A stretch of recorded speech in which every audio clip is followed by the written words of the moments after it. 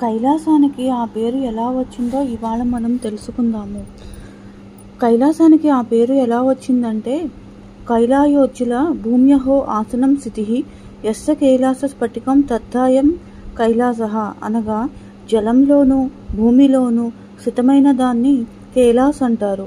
కైలాస్ అంటే స్ఫటిక రూపంలో ఉంటుంది కాబట్టి దాన్ని కైలాసం అని అంటారు.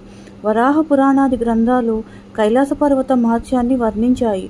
సనాతన సాహిత్యంలో కైలాస పర్వత వర్ణన గురించి మనకి కనిపిస్తుంది.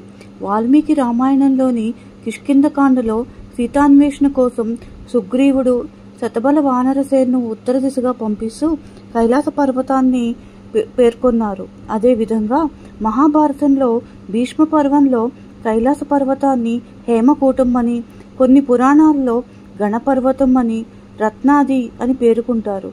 కృతయుగంలో మాధాంతః, త్రేతాయుగంలో రావణ భస్మాసురుల శివుని ప్రసన్నం చేసుకునేందుకు కైలాసంలోనే తపస్సు చేశారు. ద్వాపర యుగంలో శ్రీకృష్ణుడు, అర్జునుడు, భీముడు, వ్యాస మహర్షి కైలాస పర్వతాన్ని సందర్శించారు.